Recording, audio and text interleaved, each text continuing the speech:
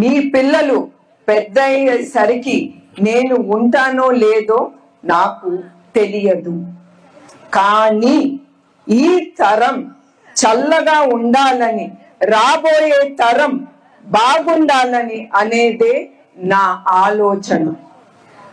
రాష్ట్ర కుటుంబం పెద్దగా అది నా బాధ్యతగా భావిస్తున్నాను. రాష్ట్ర కుటుంబం పెద్దగా అది నా బాధ్యతగా నేను భావిస్తున్నాను.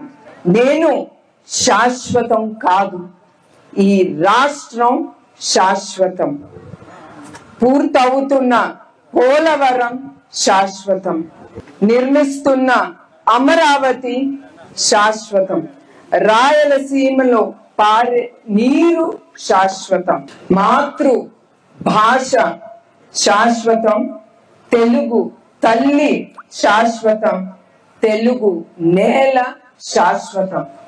మీరందరూ మీరు మనసులో పెట్టుకుని నన్ను దీవిస్తారని చంద్రబాబు నాయుడు గారు ఈ సందేశం ఆయన ఈ సోషల్ మీడియాలో నేను చూసుకుని అది మీకు చదవాలనిపించింది.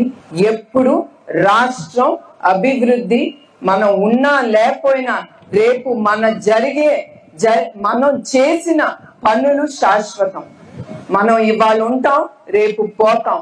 మనం చెప్పే మంచి మాటలు శాశ్వతం. ఈ రాష్ట్రాన్ని అభివృద్ధి చేసి దాన్ని ముందు తీసుకెళ్తాం, దాన్ని అభివృద్ధి చేయటం అది శాశ్వతం.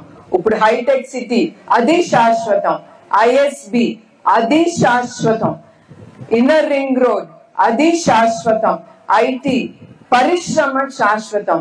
ఆయన అక్కడ లేకపోయినా కూడా ఆయన అది అభివృద్ధి చేశారు గనుక ఆయన చేసిన అభివృద్ధి శాశ్వతం. ఆయన పేరు నిలిచిపోతుంది, ఆయన అక్కడ ఉన్నా లేకపోయినా. అది ఆయన ఇచ్చిన సందేశం మీ రాష్ట్ర ప్రజలకి.